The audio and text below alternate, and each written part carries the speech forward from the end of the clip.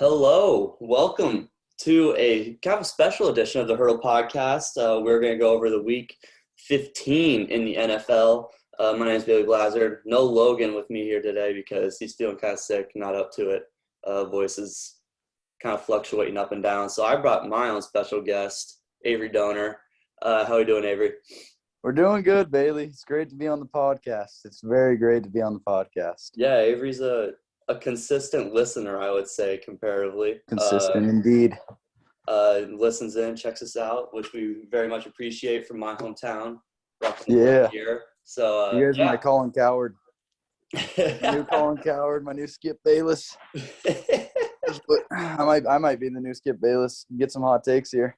There you go. All right, so we're really just going to break down Week 15, starting Thursday night, rocking with Chiefs-Chargers in overtime. Kansas City goes into SoFi Stadium in that $5 billion mansion, sitting there in L.A., and they come out with the win. They've won 7 in a row, 34-28.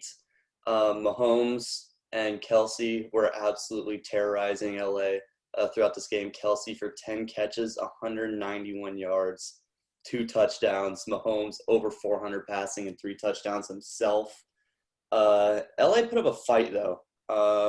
Herbert was fantastic. Go ahead. Yeah, absolutely. Yeah, I mean everyone really counted out the Chiefs way too early in the season. Mm-hmm. Way too early. When you got Patrick Mahomes, I mean, come on. Yeah, I know. That initial rough start, but they've really found their stride, and now they're going to be taking their peak into the postseason. Oh, yeah, they're playing – yeah, you're absolutely right. They're peaking really at the right time. That defense has really stepped it up another level. The first 5 games gave up 32 points a game. Now they're sitting around 9.5 in the last 7 games, which is – I mean, that's just a huge change when you look at the numbers. Herbert by himself, 236, 2 touchdowns and a pick. Justin Jackson leading the team with rushing yards, 13 carries, 86 yards, which is actually – very good. I was expecting to see a lot of Eckler this game. Looked like they needed more Justin Jackson to go with that power game. I was wishing to see some Eckler for my fantasy team. I know. That's what we're all saying, aren't we? This was a weird fantasy week too. Like Tom Brady was horrible. Camaro, all the studs were bad except for Cooper Kupp and Taylor, of course. It seems consistent play this year for fantasy has just not been there at all. No. That's like my fantasy team. No, there's really only about 2 guys you can really lean your hat on. And Keenan Allen also did his work in this game, was 6 for 78 in his own touchdown. Takeaways from this game, Avery? Takeaways? I think the Chargers are pretenders. Really? Pretenders. I don't think they're ready yet, to be honest. Mm-hmm. They don't have their composure yet. They're still young. Mm-hmm. They're just striding into their prime years, and I'm picking the Chiefs as my Super Bowl favorite. Yeah, I mean, the Chiefs looked really good in this game. Kelsey, after having a couple of huge down weeks, steps up with a career high in yards, 2 touchdowns, 10 catches. And you really, when you look at the lineups, you really think LA could match up with them because you got Derwin James and you got Kenneth Murray. And that just really wasn't the case. Kelsey tore him up. Yeah. From start to finish. I'm with you, KC. Their defense is just playing at a different level right now comparatively to everyone else's. And when you have Patrick Mahomes, Tyreek Hill, and Travis Kelsey, that's a 3-headed monster that you really can't stop. As far as LA goes, I don't know about pretenders. They kind of give me Arizona feeling from last year, kind of like how it was with Cincy earlier this year, where they just go on these – they look really good on spurts. I mean, Arizona started out 5-0 last year. But then they run it close with the Kansas City team. I think they're a dangerous wild card team, depending on who they match up with. If they get a team like New England, I wouldn't be shocked if they come out and beat New England in Foxborough. It's really tough to do. No, either would I. Yeah, but I just don't think they're composed enough to make that deep postseason run. Yeah, absolutely. And they got a first-year head coach in Brandon Staley that they're bringing into the mix too. And Jay Herbo's super young, super talented quarterback that they're rocking there with. I just wanted to see more Eckler, personally. I did want to see more Eckler. I definitely did. Justin Jackson's running the ball hard. I was surprised with how well he was running the ball.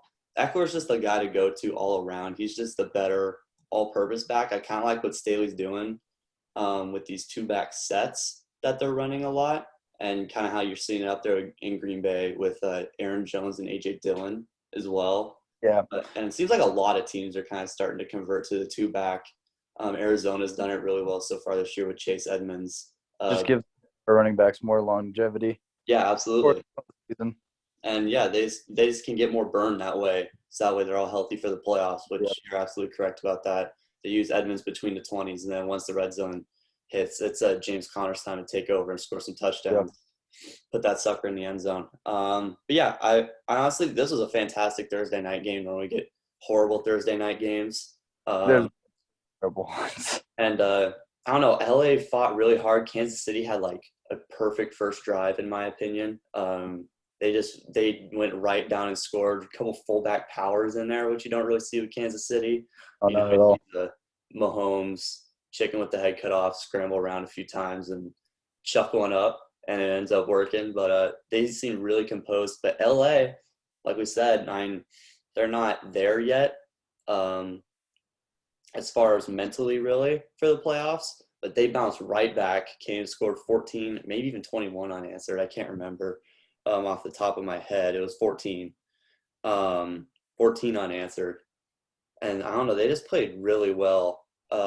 Sucks that they had to lose how they did in overtime with Travis Kelce having that 34-yard touchdown pass, or touchdown reception. But yeah, all in all, great game.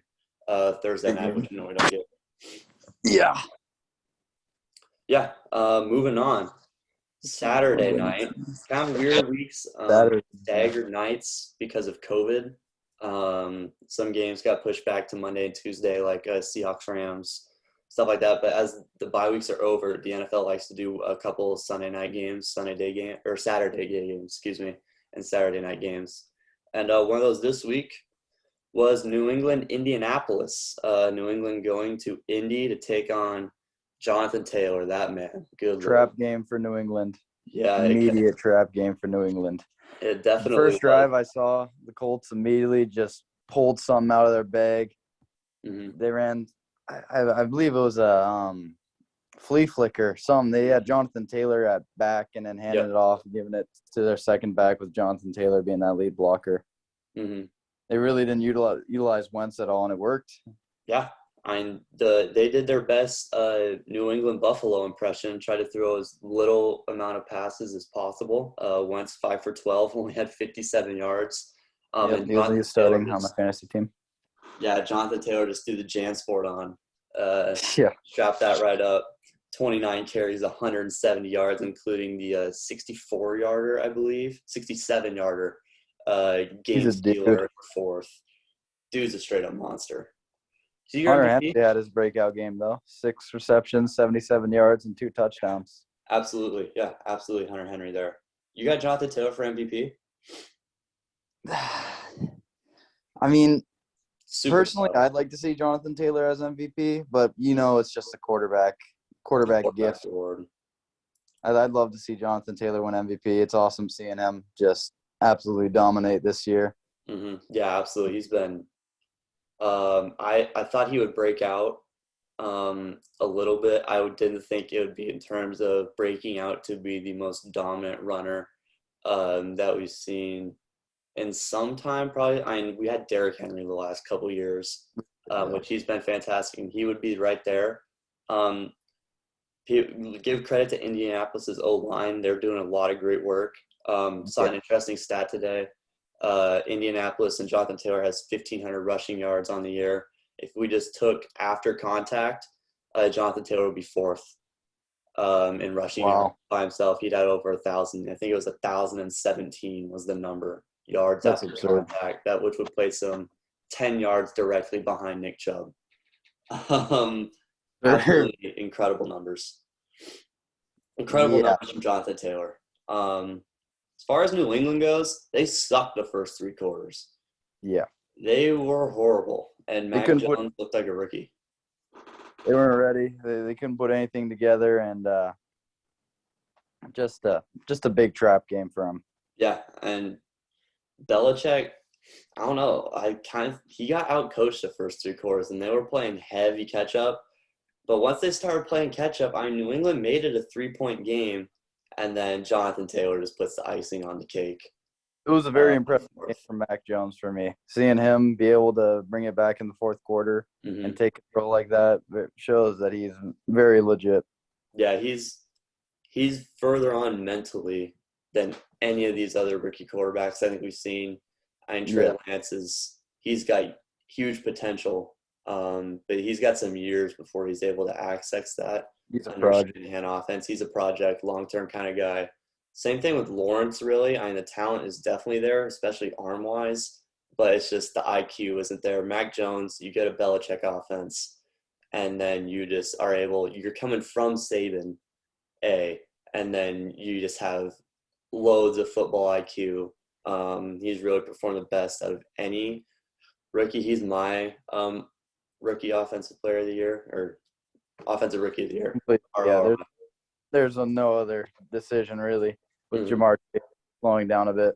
Yeah, Jamar Chase hasn't kept the same pace, even though he's had a miraculous year as well for a rookie. But yeah, first 3 quarters, I was super unimpressed with New England. Everyone's talking about them being the best team in the AFC. I don't know if I go that far. I still think it's KC, most definitely. They're just way too talented. Over New England, to be honest with you. Really? Yeah. Really?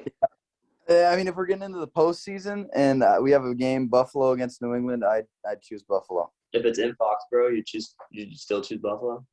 Yes. Really, I disagree. Wholeheartedly disagree. Really? Yeah, if New England can come out there and they're going to run the ball on literally 91% of the plays, 45 out of 48 offensive plays or runs, and you still can't stop it, there's huge issues with that. And they stopped it well. They held them under, I believe it was right around 200 yards rushing, so they weren't above 5 a carry. The only thing with that is good defense. Yeah, the Bills, they're a shot-for-shot team in my opinion.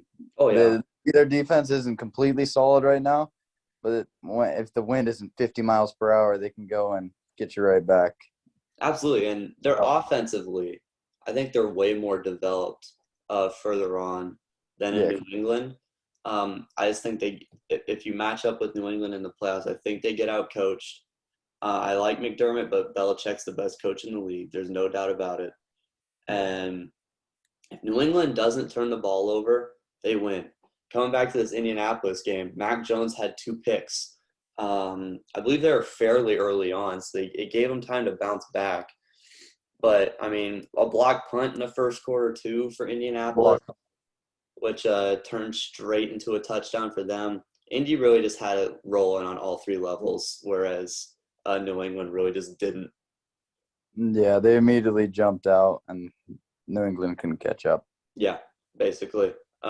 Speaking of Buffalo, moving to them against Carolina. This is the start of the morning slate games. Buffalo wins 31-14. What? You're 4. What was that? 30-12.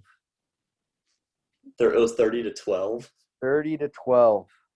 Absolute domination. Jared Goff is doing something right. Oh, I'm talking about Buffalo, Carolina. Buffalo, Carolina. Yeah, that's the next game. We got you. First time. We're good. Josh Allen in Buffalo, at home in Orchard Park against Carolina. They absolutely dominate Carolina. Speaking of domination, we'll get to the surprise domination here in a minute. Make this one quick. Yeah, I don't really have much to say about this game. Buffalo just came out and ransacked them starting in the second quarter. That's why I skipped over it. Carolina, they're not even close to there. They're not even close to there. They don't have their quarterback. Yep. They have some good pieces. Picking up C.J. Henderson was an amazing trade in my opinion. I think he's a superstar waiting to happen. Picking up Gilmore, and it feels like they've got don't got the quarterback, especially not Cam Newton. Cam Newton is not the solution. No. I thought he might be the short-term solution. Really, the only use I can really find for Cam Newton nowadays is throwing him in the red zone and letting him get those you can change up your style a little bit and start running more QB runs when it gets tight and you can't throw. Because I believe he's had a rushing touchdown every week since he's been back, which I've been an advocate for over the past few weeks. He's good when you put him there, but when you get outside the 20-yard line, holy Jesus, he's terrible. Not consistently together a drive. No, he can't put together a drive. I mean, he was 18 for 38 this game. A couple of weeks ago, he was like 5 for 21. His completion percentages are just through the tank. He had 15 carries this game for 71 yards and a touchdown. But that's all through the QB power, kind of what McDaniels was running through there. Rule's kind of taking that in when McDaniels and Cam was in New England. They were running a lot of that QB power. Not so much here anymore in Carolina. But, Amir Abdul was their leading receiver. Whatever. He was a scrub for Minnesota for about 5 years. Disrespect. My man, Amir. Good Lord. I mean, maybe he does his best Cordell Patterson impression and revitalizes his career somewhere. I swear he's been on 18 different teams. Yeah, starting – good Lord. He get drafted by Detroit? I can't remember. He was somewhere in Detroit for a little bit. And when Detroit drops, it's not a good sign. No, not a great career from Amir Abdullah so far. Devin Singletary, 22 carries, which is interesting. McDermott was talking about Matt Breida being the lead back for about a day and a half. That didn't last very long. But he had a great game. Gabe Davis with 2 touchdowns. I'm sure Stephon Diggs got his fair share. Let me check in real quick. 4 for 35. Cole Beasley, 4 for 35. Dawson Knox, 4 for 38. So a very balanced attack from Buffalo against Carolina here. And Josh Allen came out, did his thing. Did have a turnover, but, I mean, one turnover is not going to kill you at the end of the day unless the other team's scoring points every time down the field, which Carolina definitely isn't. So, Exactly. Moving on to the game that you wanted to talk about so bad. Detroit. Really just kicking the crap out of Arizona, 30-12. Take it away, Avery. My Lions roared. This is for Danny Machad, the only Lions fan I know on this planet. Wears a hat every day. Walks to school sad every week, except for this. Except for this Monday where he texted me and he let me know Lions are on top. When they find a way to be on top, they always take 2 steps back and they no longer hold the number 1 pick. Exactly. When the Lions find a way to win, they just find a new way to lose. They love to win and then lose because they win. Just an amazing franchise. Jared Goff played hands down his best game of the year. 21 for 26, 216, 3 touchdowns. No turnovers whatsoever from Jared Goff. I started Arizona's defense in half my fantasy leagues. They got ransacked by Jared Goff.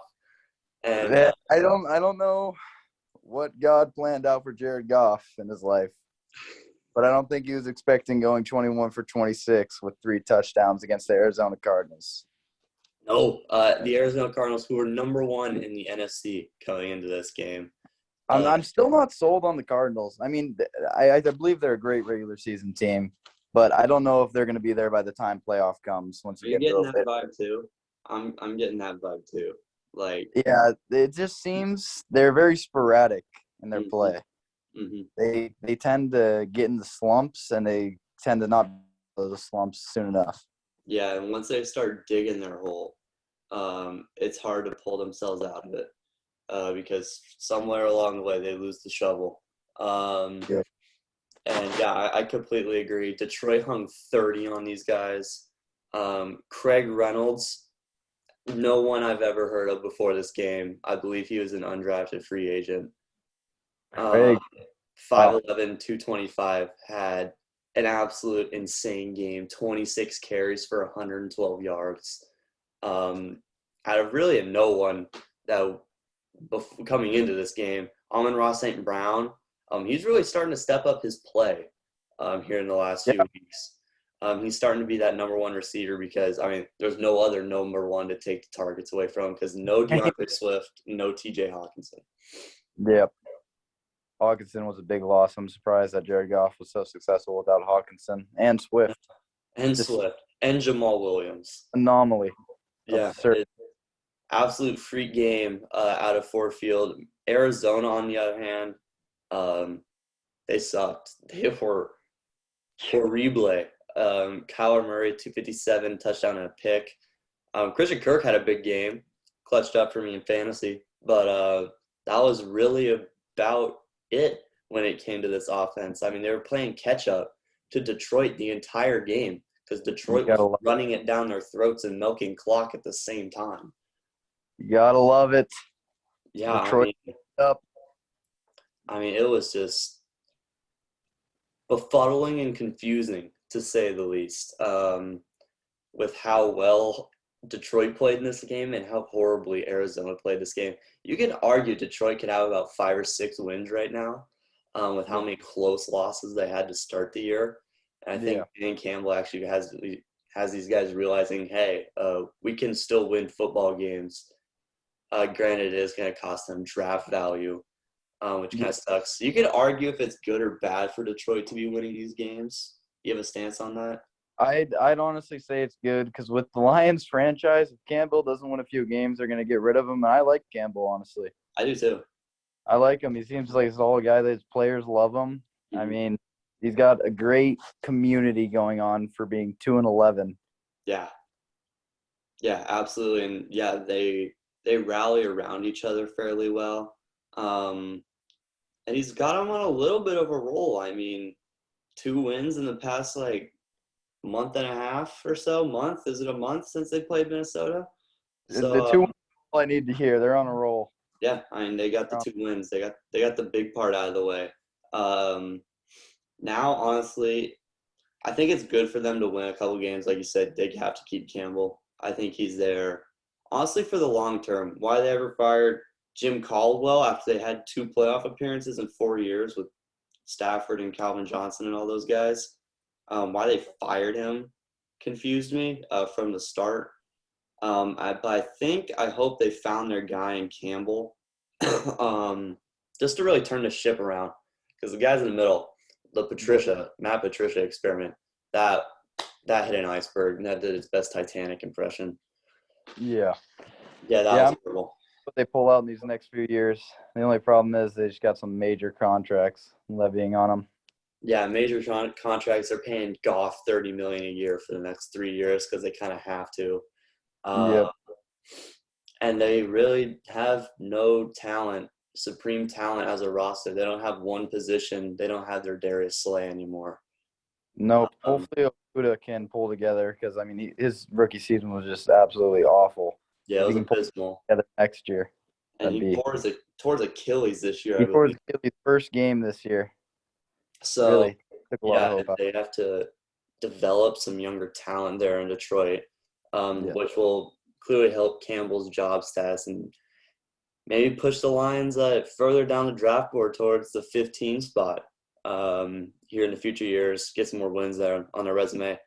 Speaking of winning, Miami is the epitome of that right now. The Dolphins at home extend their win streak to 6, beat the Jets 31-24. I definitely didn't watch this game. I had no interest in this game. But Miami's making their playoff push. It's really as simple as that. I think Tua should stay in Miami. A lot of people say Watson to Miami, but I mean they have not given Tua a chance yet, and he's getting his chance this year, and he's making the most out of it right now. Yeah, absolutely. I mean, everyone was on the Watson train. I'm still for Watson to Miami. I'm still for Watson to Carolina because I think he's a top 5 quarterback when healthy. When he plays, the talent is just through the roof. And when you have the chance to trade for a top 5 quarterback at the age of 25, you got to take that advantage. Even if it costs you 4 or 5 years of first-round draft picks. I think I'd still give that up. But Tua, meanwhile, is playing excellent football. He had a few mistakes this game, that were like, what was that? I Yeah. think, one he was scrambling out, threw it straight to the defense. That's his problem. He's not. He's a game manager. He's a pocket passer. He really shouldn't be out scrambling. He's he's not got a a. playmaker. He's not an He's not a play. No, he's not a exactly. playmaker. He's not. He's a game manager. I'd say he's equivalent to Mac Jones. I think he'd be a great game manager. Me too. When he doesn't turn the ball over, Miami plays great football. If they didn't turn the ball over in this game, they would have beat the Jets by 21 probably. I think he threw a pick six on a slant. I think that's the one I remember. Threw a pick six on a slant or on an out route. And then when they made the red zone, they ran a slant, and he threw it about 10 feet behind him because if it was in front of him, it was a touchdown. Yeah. So there's 14 points right there. And Miami already won by 7. So Not a super impressive game, but I mean, if you find a way to win, you find a way to win. But super impressive. Duke Johnson, what? 22 carries for 107 yards, 2 touchdowns. That's how old is this guy? Is he like 46? um, No, he's in his 28. 28? I swear to God, this guy's been in the league for like 18 years. Wasting his way on the 0-17 Browns or the 0-16 Browns and then becoming a super 15 Browns and then right? makes his way over to Houston, who then proceeds to throw away the entire roster. Well, I mean, if I was Houston, I'd throw away my entire 6-man running back roster also, honestly. But they were right when he got there. They had like 8 running backs. They just traded away DeAndre Hopkins. Like, he hit Houston at the worst possible time.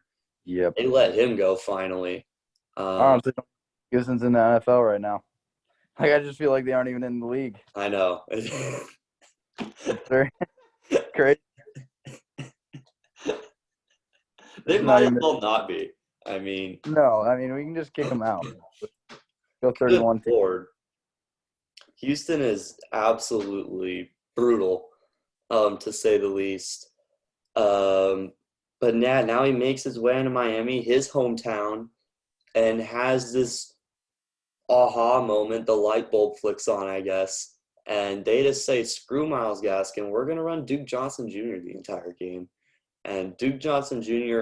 absolutely tore the Jets to shreds. Great. Shreds. Hopefully he can keep it up. Yeah, I mean, I like him. Absolutely. I mean, I think he's in an opportunity now. There isn't 8 running backs in the system. No, there's taking all his carries. Let's move on to my least favorite team playing the Giants, and which happens to be Logan's favorite team. That's why I was hoping Logan was here today, so I can let him know that he'll be watching probably. He'll be watching. He'll be watching that. That's good to know because I just like to let you know Cowboys are frauds. Ooh. Let's hear it. Because honestly, I don't know if I'm fully on board with you here. But Dak's been playing horrible recently. Like, yeah, it's been horrible. This is my one shot because normally I gotta suck up to Dallas a little bit because they've been winning, which I hate doing. And then they still won here, 21-6. But good Lord, did the defense absolutely carry in this game? I'm by how good their defense has been doing. When I thought they were gonna have another rough year, as last year. They got Micah Parsons though, and he has absolutely just been huge for them. League on fire, really. Yeah. Defense. I mean, we're talking about a rookie that's been in MVP talks. On the defensive side of the ball, has been on MVP talks. And grant Dallas blows your ego a little more and boosts that up more than really any other city in the entire league or any other franchise in the entire league because they have a passionate fan base. Passion. I mean, passion or delusion, whatever you want to call it. Micah Parsons has been a stud this year. Should not be getting the Lawrence Taylor comparisons. Those can go. Yeah, those can get out. Whatever way the exit is on this video, they can go that way. Absurd. Yeah, but I mean, Dak Prescott, yeah, he has been playing awful. You know, Dak Prescott, he's a great human being, but I still find a way to hate him. I don't know why. It may just be his face. I've always hated this man. And, I mean, it's just – not a very impressive game coming out with just not a great lead against New York. They held them to 6 points, but New York really has nothing going for them. They have no line. They have no run game with Saquon. Saquon's being heavily under.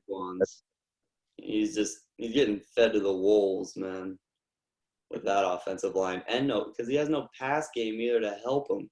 Because Mike Glennon and his 64-inch neck is out there playing quarterback. And God, he's horrible. I saw an amazing statistic where it was like Mike Glennon is getting paid $5 million per year to be 0-6. Mm-hmm. And when the time comes. But I honestly think it's New York's time to move Saquon. I'd like to see New York move Saquon and get some value out of him and see Saquon succeed somewhere else that has a line with an IQ over 15 combined. Yeah, they don't turn and just block each other. Because that's basically what the epitome of New York's line is they don't really block the defense. They just block each other from success and actually having a run game.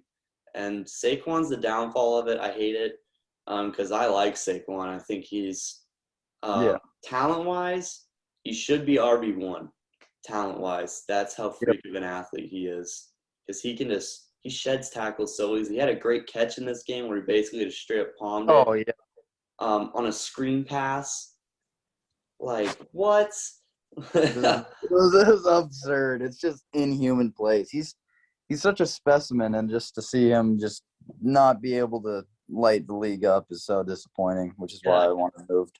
It sucks. Yeah, I totally agree. He needs to be – I know he doesn't want to be moved because it's New York, and you get the Big Apple and all that crap. And he's just so injury prone. They need the Giants just need the draft value so badly, but no one's gonna want. They're not gonna sell any tickets next year when they when they bring back Joe Judge, they bring back Daniel Jones, and you just take Saquon out of the equation. Who's gonna want to show up to those games? I mean, I don't even think anyone wants to show up to games right now, though. Quite honestly, when you got Jake from State Farm running quarterback. Now, because Glennon, I think they're done with Glennon. I pray to God the league is done with Glennon. Yeah, they need to be. At the rough age of 46, he needs to be finished throwing the football in the NFL. His time it's won't weary among many NFL franchises. Speaking of the time has come, Ben Roethlisberger. Somebody get this guy on a diet. Yeah. It's absurd that the Steelers were able to pull this game off, and I hold it straight just to Mike Tomlin. Mike Tomlin is one of the most underrated coaches in the league. For him to be able to bring this team with all their offensive troubles and bring them to a winning record right now with the chance for the playoffs, it's just tip my hat to Mike Tomlin. Absolutely. The Steelers at home playing the Titans. They got a winning record yet again. The Steelers are 7-6-1. They beat the Titans 19-13. This game was an absolute train wreck from start to finish. That's really all I could say about this game. Tennessee, while they got the run game established and Pittsburgh didn't, Najee 12 for 18 and Deonta Foreman 22 carries for 108 yards. Tennessee really had the only revelation of offense throughout this entire game, yet somehow, some way, they still managed to choke it in the second half. Pittsburgh's defense looked absolutely phenomenal going into the fourth and through that entire span of the fourth quarter. Chris Boswell was racking up fantasy points in the fourth quarter, 3 field goals, including to take the lead or to tie it from 28, to take the lead from 46, and then to solidify the lead a little more from 48. That's really my huge takeaway from this game is Pittsburgh has no offense, which doesn't stun me in the least. They're the most inconsistent thing I've seen in a very long – they're the most inconsistent thing I've seen be consistent, if that makes any sense. Like, they're so bad that sometimes they look good and they confuse you because Deontay Johnson's a good player and Ben makes a couple throws here and there. And then you look at – and then you blink your eyes and you look out again and you're like, no, they suck. And they're horrible on offense. My terrible. My biggest take is that the Titans are one Gardner Minshew away from a Super Bowl run. Ryan Tannehill is awful. He has not gotten more than 12 fantasy points this year for me. I mean, this is maybe a little bit biased because he's on my fantasy team. No, but he has consistently thrown games for the Titans all year. And I think if it's Derrick Henry, you get Derrick Henry back. Because, I mean, this team, the Steelers have a great defense, and the Titans still were in the game. Yeah. Still in the game, and they started off hot. And, I mean, for Ryan Tannehill to go 23, 32, 153, one pick, I mean, that's not a terrible game. But he's consistently thrown at least one or two picks in the past 7 weeks, I believe. And he turns it over constantly in the clutch. Like, I mean, we look at, like, guys like Derek Carr and Kirk Cousins, who are basically the epitome of each other, just in different conferences. They put up great stats. However, those stats don't lead to winning football games. Ryan Tannehill right now isn't even putting up great stats. His stats, honestly, they're pretty bad this year. And I was kind of high on Ryan Tannehill coming into the year because I'm like, he's great off the play action, as he showed the past 2 years. Yeah. He works well with a run game. And I feel like he had a little bit of IQ because he was making smart throws, and then you just added Julio Jones to that mix. You had Julio Jones in this mix, and they still sucked. They had a run game, and he still sucked. They put up 13 points. The only touchdown was Ryan Tannehill running it in the first quarter, doing that stupid little finger roll thing that he does. A little animosity right there. Yeah, I mean, you've taken Julio, and I can't believe the amount of production Julio has not brought to the team. It's really disappointing to see that. He's almost been a detriment to the team. I mean, yeah, cap space-wise, completely. Yeah. Completely, because this team, I mean, this is a solid all-around team right now, and they're staying in games even with the terrible quarterback play. Mm-hmm. And, I'm telling you, bring Gardner Minshew in there. Yeah. Story. Yeah, absolutely. I'm not sure about Minshew, but they need an upgrade at quarterback. I'm sure about Minshew. Come on now. They do need an upgrade at quarterback. I'm with you. But they got right out Tannehill. They paid him big money. So I guess he's there for the long term, whether that's for better or worse. Give every lick of credit to Pittsburgh's defense because they flat out won this game. And Chris Boswell for making the kicks when he had to. Yeah. He went 4 for 4.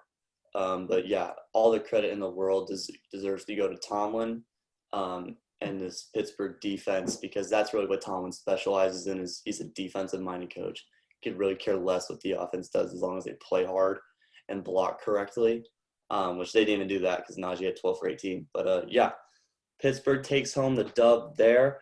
And we go to the barn burner, most interesting game of the week. This year's Super Bowl, Houston-Jacksonville. Houston is up 3-11 after beating Jacksonville, their first game back from getting rid of Urban. And that catastrophe. Urban, the Meyer is finally gone, and James Robinson has returned. He's gotten more than 6 carries.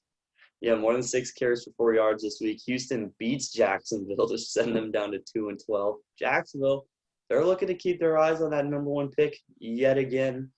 I don't mind it at all. It's honestly what they need. And the Texans end their 3-game losing streak as Jacksonville continues whatever losing streak they're on. They went 30-16. Davis Mills looked good. I'm going to say he looked all right. Davis Mills I think he's one of those rookie wonders, you know?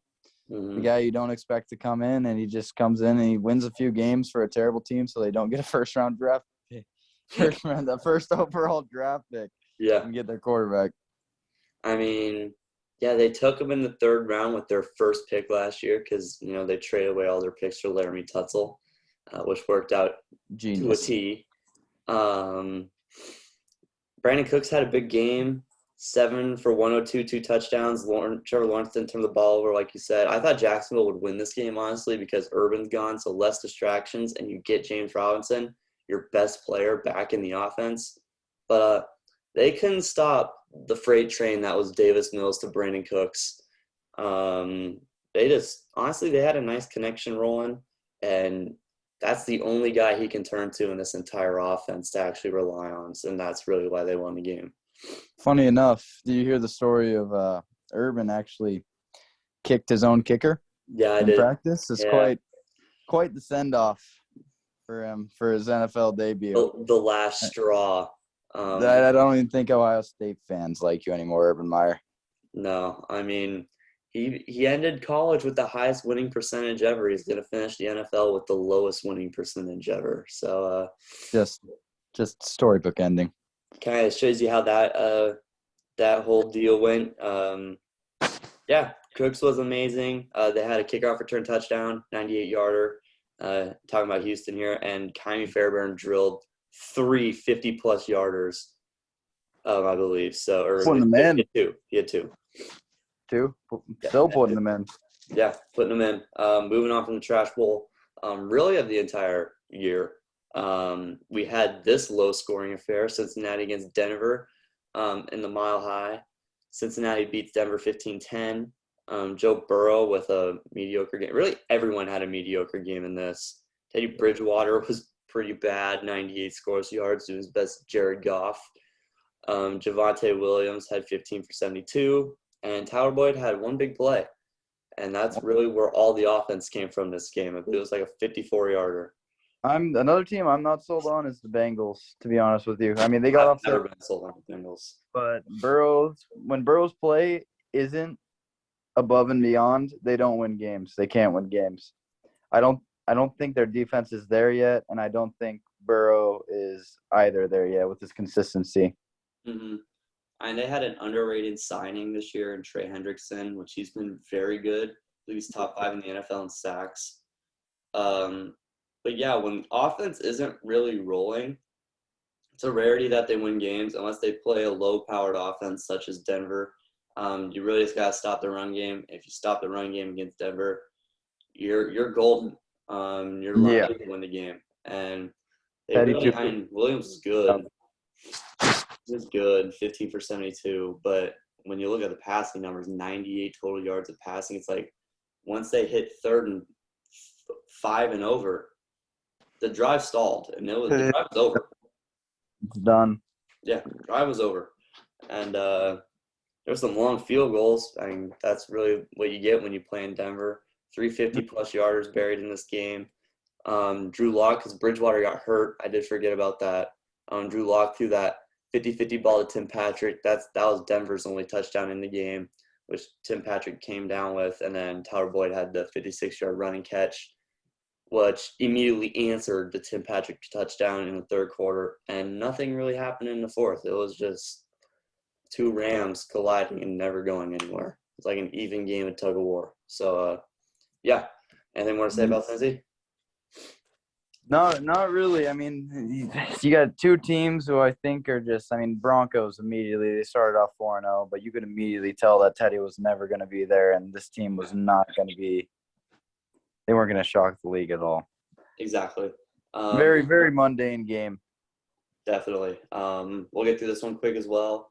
San Francisco playing at home against Atlanta, 31-13. They take the win. San Francisco's playing immaculate football right now. They're hitting their stride right now. They look good. They're carrying the ball well, and Kittle's back. Yeah, they're getting it going. Like you said, Kittle's been absolutely dominant, just leads the team in receiving yards again, 6 for 93. And then Jeff Wilson Jr., getting his 1 or 2 breakout games a year, steps into that role. 21 carries, 110 yards, touchdown. And Jimmy G's not turned the ball over. Played a clean game of football, 235 and a touchdown. Shanahan has completely flipped the script on what we thought. I honestly thought Seattle might make the last playoff spot. But it turns out I thought it'd be Seattle and New Orleans. It's going to be neither of them, really, it looks like. And San Francisco is on a flipping roll right now. San Francisco's definitely got it locked. I mean, it's not looking like their Super Bowl team. They're not that dominant, but I mean, I think they're going to be right up there, and I think they might sneak one out in the wild card. I completely agree. And you look at the top line. I think 1 through 5 is kind of locked up. Unless they can somehow chase down Arizona, that would be remarkable. Because I believe they lost to him with Colt McCoy, which was kind of embarrassing. But I can't remember. I don't think they've played a second game yet. No. So it's going to be interesting to see how the Rams, because they have flipping McVay's number to a T. But I think they've played twice already. It's going to be interesting to see how that division plays out because, honestly, the Rams do have a chance to win the division. It's kind of reminding me of how the Big Ten played out in college football this year with the Big Ten teams kind of just knocking each other out of the playoffs. Yeah. I mean, the NFC West is the most interesting division in the league right now. Sure. Arizona, I mean, I'm excited to see this Arizona Rams. Have Arizona and LA played twice already? Yes. They played Monday night. They played really early in the year, which Arizona crushed them. And then they played just 2 weeks ago, if I remember correctly, where Donald had 3 sacks, and LA won by a touchdown in Arizona. Yeah, LA got into their slump, but I believe they're going to be back on track. Once playoff time comes. Yep. And speaking of playoff time, my NFC favorite is actually the Packers. Green Bay. Yeah. Coming from someone who's not an Aaron Rodgers fan and doesn't think the Packers are that good. I mean, this year, they just seem like they're more consistent than every other team in the NFC right now. Yeah. I'm completely on board with that. Yeah, like you said, the Niners are just playing great football. They're running Debo back. I had to throw that in there because it's just kind of a unique scenario that they're running. Russell Gage actually had a big game for Atlanta, but didn't end up matching. With Green Bay, like you said, moving on to Baltimore and their matchup. Green Bay beats Baltimore by 1. Of course, we'll talk about Harbaugh and going for 2. But Rodgers was chef's kiss in this game. Absolutely fantastic. 268, 3 touchdowns. Of course, they're going back and forth with Dillon and Jones back there. So really, you want to look at team rushing numbers for them, which 3.8 a carry, could do a little bit better with. But Rodgers was there to really show off, flex the arm a little bit. Devonta 6 for 44, but when he doesn't get yardages, he's scoring touchdowns. Yep. And MVS ripped off a big one, as he normally does. When he connects with Rodgers, they're always huge games. But really, the standout star to me was the breakout game of Tyler Huntley. 4 total touchdowns. Honestly, played better than Lamar's played in weeks, in my opinion. He was just like – I'd agree. Really what we kind of been expecting from Lamar ever since the MVP year. And Huntley delivered and then some in this game.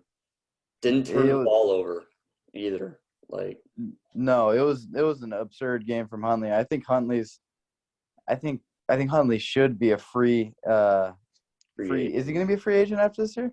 I believe he's going to be wanted. He's going to be wanted by many teams. I believe. I think he could find a spot on a roster like Denver's. Interesting take the other day that none of these quarterbacks out of the draft have been really impressive. You might give up a first rounder for Tyler Huntley because he's proving himself in the NFL. With this game, when the throw wasn't there, he was finding the run lanes extremely well, and Baltimore's offensive line was doing a great job with that too and helping him create those gaps. But he was just taking advantage of everyone out there. It seemed like getting to the pylons, breaking out to the sidelines, making sure he was sliding, staying safe, which is, of course, a good big thing you want. You don't want to be fumbling right in the middle of the field, which that just leads to 6 for the other team. I mean, he's a very dynamic player, which works great for this time. And I think a team like Denver could benefit from it heavily, having a dynamic player like that, since Teddy really doesn't have that aspect of his game. Yeah, absolutely. And I mean, Tyler Huntley, he found his go-to guy in this game. No, it wasn't Rashad Bateman. It was Mark Andrews. 10 for 136, 2 touchdowns. doing his best, trying to catch up, trying to keep pace with Kelsey on the year. It is Cruz and Kelsey right now in that tight end race. It's going to be really close between who finishes as the best tight end of the year. It's been Kelsey for about the past, I don't know, decade. Because he's been that good. I think he's been the number one in receiving yards the past, Lord, 4 or 5 years now. He's been the tight end one in fantasy the last 6 years. So that just shows you the reign that he's had over it and the company he's carrying. But, let's talk about it. Let's talk about the elephant in the room. The 2-point play. What'd you think? I mean, I don't know. I was fine with it, honestly. It was – I mean, I believe it was it Huntley's decision or was it Harbaugh's? Because Harbaugh likes they had like a little talk on a sideline. I think it was kind of a collective. To give a lot of the reign to his players, which I personally like a lot. I do too. I think that's a very, very good with his coaching. And I mean, win or lose it, I was fine with it. You got Huntley out there. It's not your starting quarterback. You're in this close game. It's pretty electric game. Just go for it big. Go for it all. I don't know. I'm torn. Not only about the decision to go for 2, but the play they called. I understand going to Andrews. That's kind of a no-duh kind of situation. If you rewatch the play, though, that was the only route he looked at the entire time, was that weird little out hitch post-up kind of deal towards that front right corner of the end zone. Hollywood Brown was wide open on that little crosser, but when you run rollouts, the last thing you do is you turn back towards the middle of the field, throw a back foot Brett Favre NFC Championship Minnesota Vikings throw. That's the last thing you're supposed to do. So I don't know if I like the play necessarily, just because it's a one-man route play where your best guys posted up against a fairly good corner, and then Darnell Savage literally just made an immediate break towards that corner, recognized it was going to Mark Andrews. Great play by him to tip it. I would have called something else probably to get Huntley the entire field worth instead of just the little half that he got. I would have called something else, maybe an RPO style of play there with maybe more than just one slant. You have like another slant coming across the field with Andrews, get him going and involved in that. Yeah. I wouldn't have called the one-man route, though. No, I wouldn't have either. I would have given him a few options, especially in that limited space. Yeah, you got 2 yards. You've got to have multiple options. You got 12 yards. The 2 you got to get into the end zone, and then the 10 of the end zone. So you got 12 yards to work with, and when you give yourself half of that, you're just really working with, like, no area, especially when there's 7 defenders over there. So I don't know about the play call. You also have Justin Tucker, who's hands down the best kicker in NFL history, I might say. And it's a guaranteed extra point, and you're at home. I understand you don't want to face Rodgers in overtime, especially if he gets the ball again, and if he gets the ball first, because then you're screwed. It's really safe to say you're screwed. So then you're betting it on a coin flip, which I hate doing. You also have basically a rookie quarterback. I don't know. I probably would have went for it, just not to play. A bit inexperienced, but I think I think the drive was because they didn't want Rodgers to get the ball in overtime. He was already cooking, and they just give him that ball again with a chance. Which I completely understand. I completely understand that, and you don't want to give him the ball. That's really all I got to say about that one. Moving on, whatever this was, Sunday night, New Orleans goes to Tampa, and they snatch another one. They shut Tampa out 9-0. I have no idea where this came from. I mean, this is least expected. I mean, a lot of people lost money on their bets. This is just crazy. I mean, Brady didn't play well, but I mean, Brady shouldn't be throwing the ball 48 times, no matter what. Really? I don't think so. I think you need to get the run game going a bit more. I mean, you look at Ronald Jones, he had 8 carries for 63 yards. That's fair. I mean, That's 8 a carry. That's 8 a carry. I mean, you got to give him a few more carries. And I understand the fact that they were playing down from behind, but they're down from behind with a max of 9 points with 7 minutes left in the fourth. They could have been. It's a running up one much more possession or punts. two possession game the whole time. It's a one possession game, literally the entirety of the game, basically from all the way from the first to halfway through the fourth quarter. So I do agree with you there a little bit. I mean, we'll see how many carries Fournette got. Fournette had 9 himself. They were doing a lot of short pass dink and dunk crap, which Brady likes to do. I think gets him in a rhythm, which is his big thing. Because once he gets in a rhythm, he's untouchable. He's untouchable. It's as simple as that. He makes the best reads. When he's on fire, he makes the best reads with the best throws in the best spots in the clutch moments. And that's what he's there for. He did lose his 3 huge weapons for the entire game, being Godwin, Evans, and Fournette. Still had Gronk. And Jones was kind of rolling. Tampa's got no excuse to put up 0. I don't care unless Tom Brady goes down. But Tom Brady didn't go down. He played pretty poor this game. Ronald Jones is still a solid running back. I think Ronald Jones has not been getting enough carries this season. And, I mean, it shows 8 per carry almost. I mean, he should have gotten just a few more. Yeah, I'm with you. I'm cool with that. I agree. He should have probably gotten upwards of 15. Yes. Because if you double his – I mean, he's averaging 8 in a carry. That's going to go down if you double the amount of carries. But the only thing it really goes down to is about 6. So if you're getting 6 yards a carry on 15 carries, you're sitting right around 90 yards. So, I mean, yeah, they could have done a lot more to balance the offense out, take all the pressure off Tom, which he's got loads of pressure to deal with every game. But, I mean, no excuse. New Orleans came out here. Their defense single-handedly got this win. Because the offense didn't really do much. I mean, they moved the ball a little bit. Marquez Callaway had 6 for 112. But besides that, it was all New Orleans defense all the time throughout this entire game. If you liked watching New Orleans beat up on Tampa, Exhibit E is sitting right here for you. Yeah, not a super interesting game, but, I mean, interesting outcome at the very least. Yeah, absolutely. Moving on, another not very interesting game. Minnesota beats Chicago. God, Chicago's terrible. 17-9. Kirk Cousins threw the worst pass all year, where he threw it to directly the opposing team. It looked like a punt. He could have fair caught it, and he probably could have run it back for 6. But he didn't do either of those things. He just took it back to like the 25. I mean, the Vikings are the epitome. Did you see the play? Yep.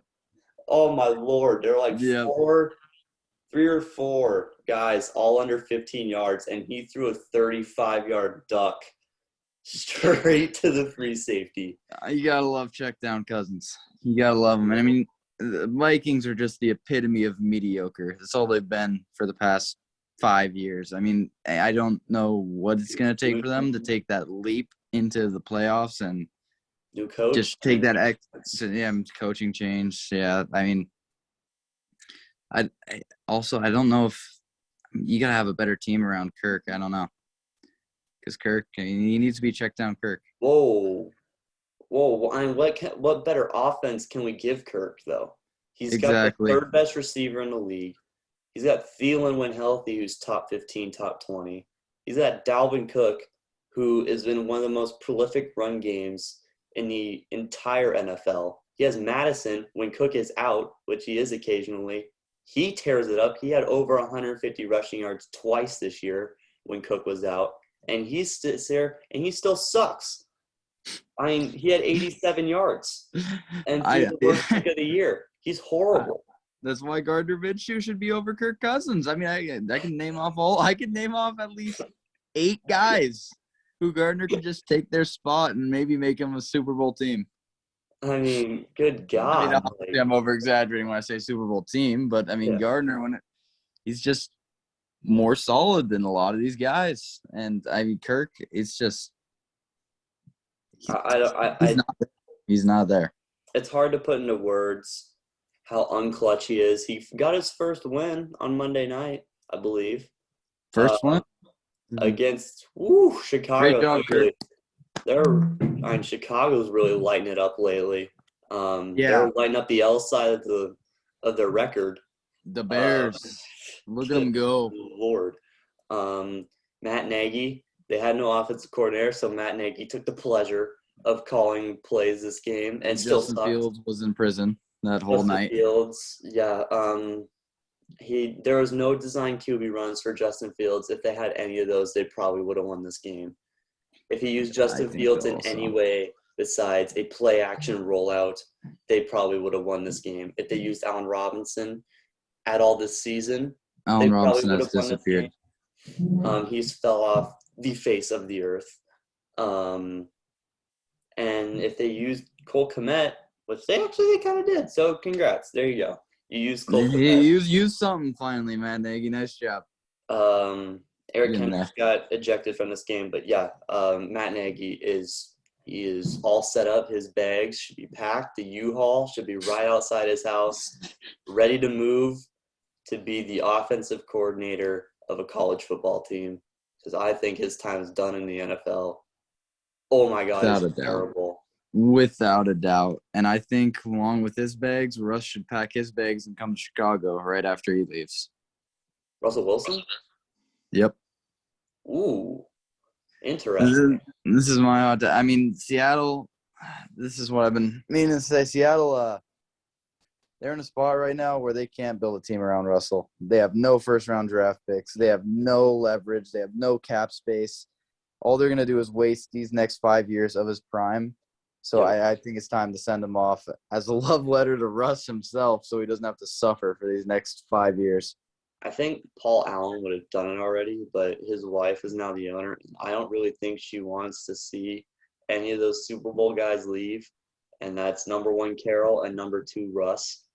So the odds they trade Russ still for me are like minuscule. I could see Minnesota making a run for him because they always do that with the Donta Culpepper experiments that they ran through and the Randall Cunningham experiments that they ran through, which worked out tremendously. They went 15-1 with Culpepper and Moss. And I think you could I mean, when you think about elite QB receiver duos, you think Rodgers-Adams. And I think if Minnesota traded for Russell Wilson, you would think Wilson to Jefferson. That would be absolutely bonkers. That would be fun to watch. And then he gets a run game with Dalvin Cook.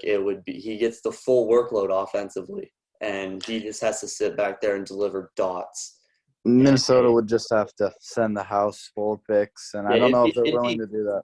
It'd be Cousins, 2 firsts and a second or third probably, which if I'm the GM, pushing those chips right to the table. Yep, without a doubt. And then, you trade your back-end picks. I think you honestly trade the whole draft. You trade your back-end picks and start to build a defense because the defense is getting fairly old. Kendricks is getting up there. Barr is getting up there. They don't have any corners. Harrison Smith's 32. No more Anthony Harris. So, and the defense is kind of at a loss for words. But I think if you bring in Russ, there's your quarterback to go at least 11-5 in the future. I don't know. I doubt Minnesota does it. I doubt Seattle does it. It's just an unlikely. It's something that I want to see as a Minnesota fan. I don't know. Yeah. I kind of imagine it. But as far as this game goes, Matt Nagy, the fat lady singing, and Minnesota, they're still in the playoff hunt. They are. I mean, who they got next? Minnesota coming up has good Lord. The Rams, then the Packers, and then they get the Bears one more time. So 2 extremely tough games. Yes. And the Bears again. Yeah, well, I mean, we'll see if they squeak it in. Sometimes they find a way. It depends. Every 2 years they find a way to squeak it in after having a rough start. Yep. I don't know what causes us to go 9-7 every year. Well, I do. It's Kirk Cousins. But we find a way to make the playoffs in 9-7, baby, and then beat New Orleans every year. So that's just how it goes. Speaking of mediocrity, 2 teams that are 500 now. Vegas beat Cleveland on a game-winning field goal from Daniel Carlson, 16-14. Nick Mullins played in this game for Cleveland because Baker had COVID and Case Keenum had COVID. So Chubb had a decent game. Zay Jones played well. Carr was horrible in my opinion. Stats look all right. The way he actually played, pretty terrible until that last drive where he connected on two with Zay Jones, who ended up leading the team in receiving. I don't really have much to say about this game. This is just one of the least interesting games this week. Mm-hmm. Well, two teams who probably aren't going to make it to the playoffs. I mean, the Browns are just they're atrocious offensively right now. They don't know what to do with Baker. They don't know what to do. And I mean, the Raiders are just rough here. Yeah. That's the only way you can put it. They're in the headlines for all the wrong reasons. They're not having fun in Vegas. No, they're in the headlines for every reason except for their ability to play football. And Cleveland is just an injury haven. I mean, Myles Garrett's backyard is starting to look like Cleveland's roster with all the tombstones that he's got going on up there. But, simple game. Chubb played well. Just wasn't enough to drag Nick Mullins in this sorry offense to a win, even against a previously below 500 Vegas team. Moving on. What's up? Tuesday night games, huh? Yeah, Tuesday night games. This is from the stagger. These two games got pushed back. Yeah. Make this quick. LA beat Seattle. Russell Wilson played pretty brutally. He was pretty horrible. 156 and a pick, no touchdowns. They couldn't even really get the run game going. Sad to see Russ really fall from grace like this. I mean, can't put all the blame on him, but he is underperforming as he is right now. He is. And no Lockett, he didn't have his go-to guy. No. And Chris Carson's out for the year. And really, this is just the final strands of what is Seattle's most rough year they've had in a while. I mean, Russ never gets hurt, and they never really have to play without him. Meanwhile, LA is on the tail end of Cooper Kupp putting up Jerry Rice-like numbers. 9, 136, 2 touchdowns, which becomes his weekly average. If it's over 8 and over 100 yards and has a touchdown, most likely, you have Cooper Kupp stat line. I got to experience Cooper Kupp firsthand in fantasy. Firsthand this week. I get to this week. This week I get Kupp and Taylor. So, in a different league. But, Sony Michel, 18 carries, 92 yards. Stafford, he's been clicking when he gets the run game. When the run game's working, it's the entire key to this LA offense. When the run game's going, Stafford's going. Kupp's always going. He's the bailout. Great in the play action. Fantastic. They're great in the play action right now. I mean, Stafford's really working in the play action, like you just said. Yeah. They're lining up Kupp everywhere. Tight end, slot, out wide, in the backfield. He's doing everything and everything. Or anything and everything, should I say, for this LA offense. And Stafford's just living off of it. Yeah, I mean, Stafford must be having a great time in LA right now, looking back on his Detroit buddies. There was a call in this game similar to remind me of Rams Saints a few years ago. That no PI call was horrific. It did cost Seattle a chance of making a drive. Yeah, it should have been a 20 from. I think they do it from where the penalty is. So it would have been like a 27-yard penalty. It would have pushed it all the way down to near the red zone. And they arguably get a chance to score and tie it. Instead, LA comes down, puts the icing on the cake with the game-winning field goal from Matt Gay. And that was really, honestly, people talk about one call doesn't change the aspect of a game. Change the game? It changed the look of the game, really. You get the ball in the dang near the red zone, you got a chance to put a field goal, even just a field goal. Just points. Yeah. Minimum points. I mean, I just don't know how you can miss that call. I mean, it must have been something. They had a sure hand of cash ready for them after the game. Maybe it's Meyer. Yeah, I mean, Stafford played well. They're getting the run game going. Once Henderson comes back, Michelle is running really hard right now. I don't know if they really let the gas off Michelle because he's playing fantastic football.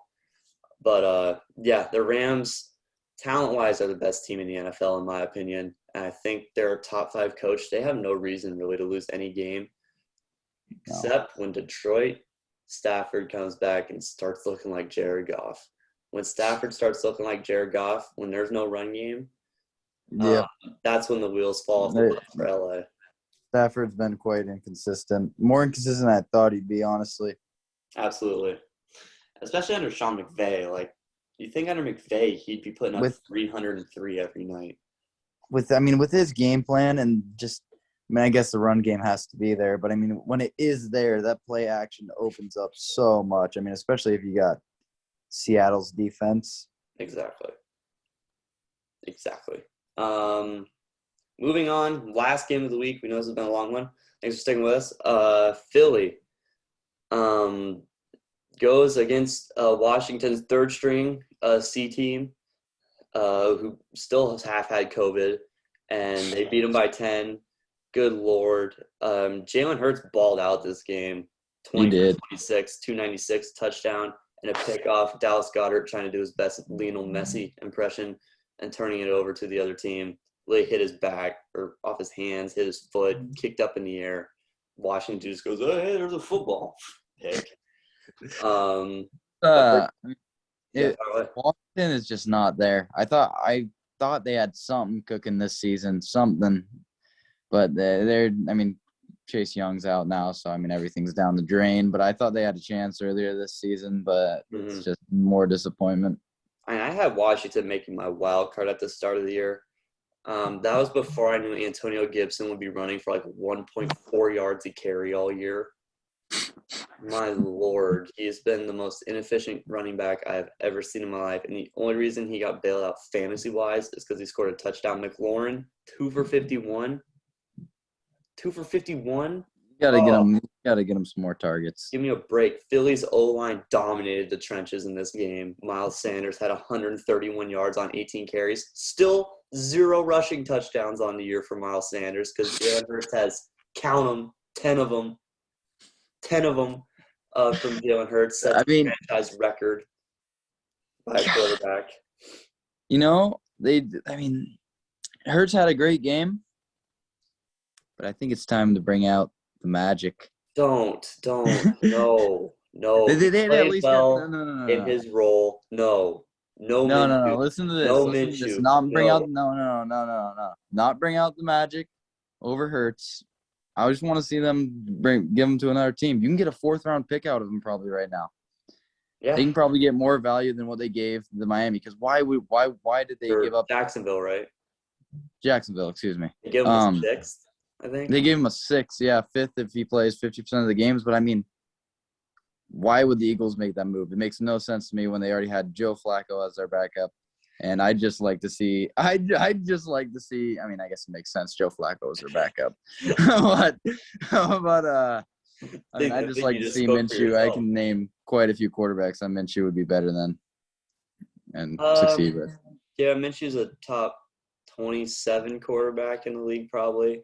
Could ride out with Carolina for a few games. I'm tired of talking about Minshew. I want to talk about this Philly run game. Philly absolutely dominated in the trenches up front. Starts with Kelsey and works its way out. They have a great O-line. They do. Even when they're banged up a little bit, their backups are good, and they're paying their backups a lot of money. I think, who's the rugby guy they just got? They signed to like 4 years, $72 million or something, or $52 million, something like that. They signed him to a fairly hefty deal for an offensive tackle. He's good though. He's a giant. But Sanders has been absolutely unbelievable when it's in terms of yard per carry this year. 5.5 yards per carry puts him at 6th in the NFL. And he's played, 8 games? Like, he's been absolutely fantastic. Jordan Howard's filled his role very well, too. And then they get Hurts in the mix, which Hurts is normally the most efficient runner team. He was the second. Him and Howard had 4.6 and 4.8 yards to carry. They were the lowest average rushers on the entire run. I think the solution for this Eagles team, the games where Hurts has not succeeded is games where they have not got the run game going. Oh, yeah.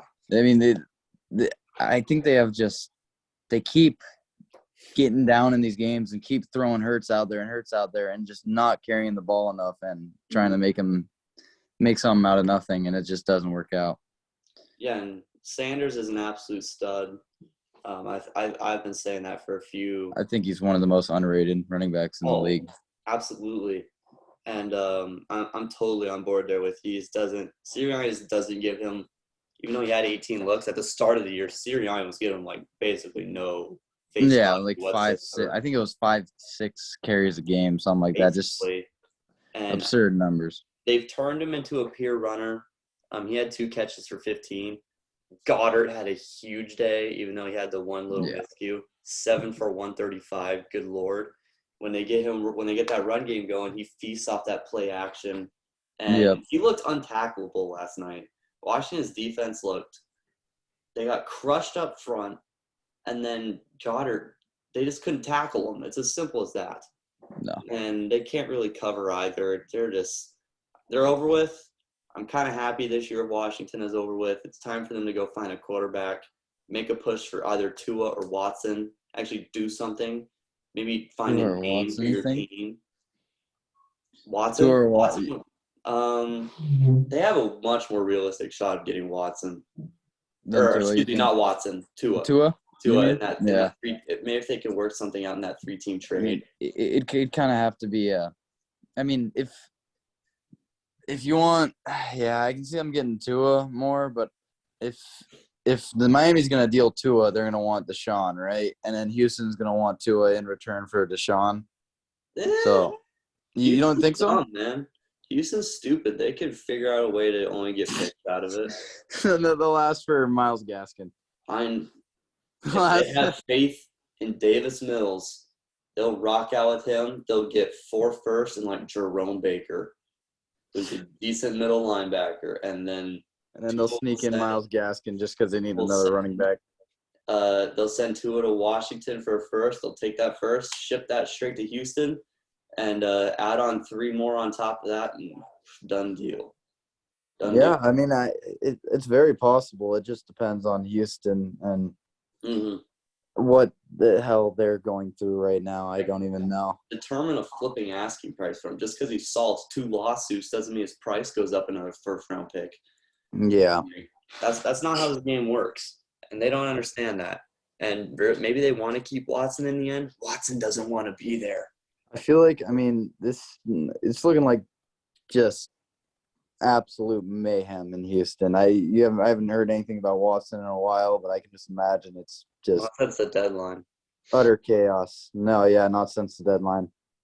So but Philly really came out here, just ran down their throats. If Hurts doesn't turn the ball over, and Sirianni's figured out the game plan, it's extremely simple. It's heavy fronts, lots of tight ends, and running the flipping football whether through Hurts, Sanders, or Howard, because they're all working right now. It can be scary because they can just be a hold it and play defense kind of team in the playoffs, which is always one that elite offenses hate to go up against, especially when you have no run defense. And that could be, maybe they draw a favorable matchup in Philly, because I believe they're sitting in the last playoff spot right now.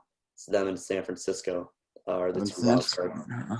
So that's gonna be really interesting to see how that plays out coming up next week. But that's gonna do it for this episode of the Hurdle Podcast, lengthy one. I believe we're pushing some decent time here, but thanks for sticking with us. Avery, thank you for coming on. It's great to be on here.